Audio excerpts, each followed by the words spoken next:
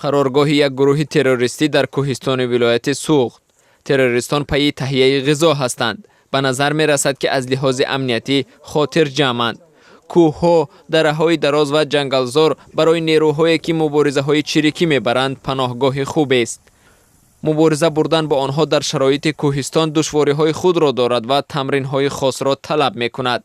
این نوبت نیروهای تروریستی غافلگیر می شوند.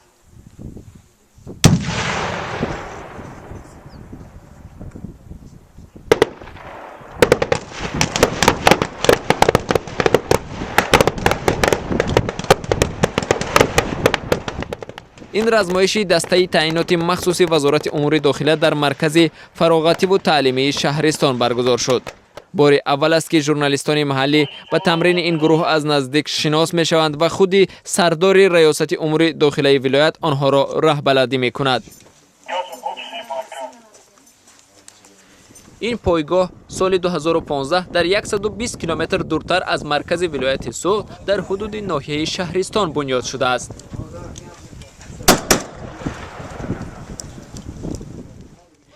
این تمرینگاه به قول مقامات جهت تکمیل مهارت و ملکه کارمندان پلیس برگزار نمودن مشق‌های عملی تاکتیکی در شرایط کوهستان دارای همگونه شرایط است.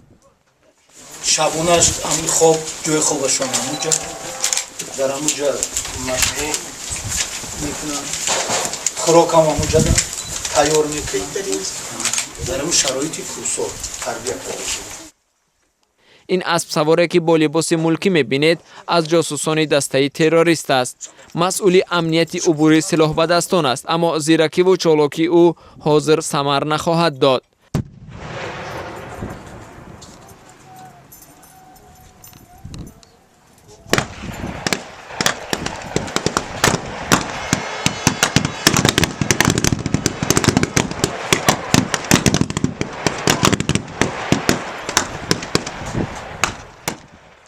سال 2009 به شعبه مبارزه با جنایت‌های سازمانی یافته در شهر خوجند حمله انتحاری صورت گرفته 3 نفر جان باخت و 10 ساکن جراحت برداشتند.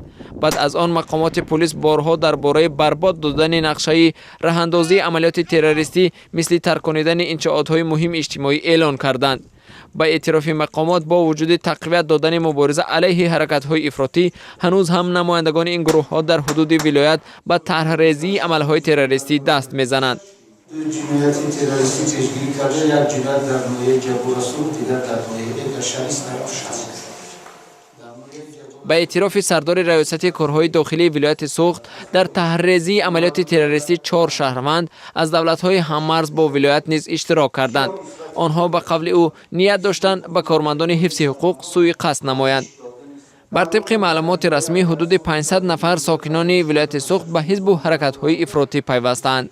با وجود آنکه مقامات از کاهش افراطی شدن ساکنان خبر می‌دهند، به قول آنها تهدید به امنیت دولت پابرجاست.